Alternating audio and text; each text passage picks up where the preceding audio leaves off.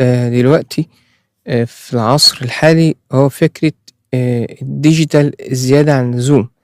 معظم الناس دلوقتي بتسجّل في home studios باستخدام مايك كارت صوت مباشرةً على الكمبيوتر من غير أجهزة يعني، من غير tubes من غير compressors ولا equalizers ولا أجهزة ولا كده، هي كارت صوت بس بنعتمد على الdigital to analog converter اللي بيكون موجود في كارت الصوت وخلاص يعني، اللي هو بيكون طبعًا إمكانياته على قد الاستخدام، ما بيبقاش في saturation كتير، ما بيبقاش في tubes، ما بيبقاش في لمسة الanalog بتاعة الأجهزة.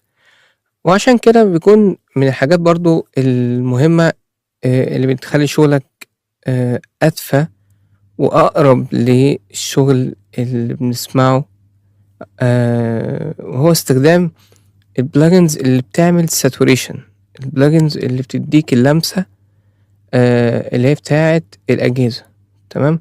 فالplugin بتاع النهارده هو بقى من النوع ده، من الplugins اللي بتضيف اللمسة دي. فتعالَ نشوف الplugin.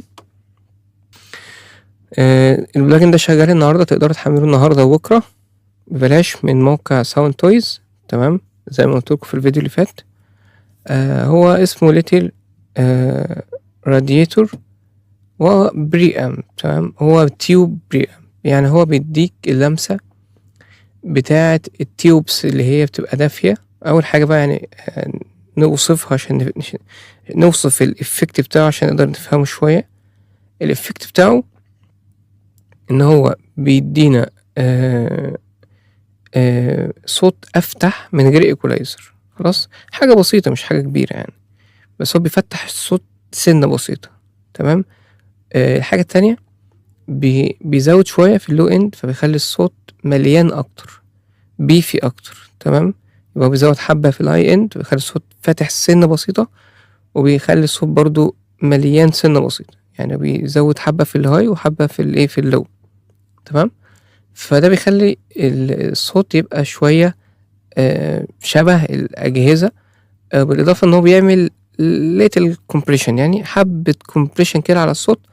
فال3 حاجات دول مع بعض بيدّوني كده إيه، لمسة الأجهزة.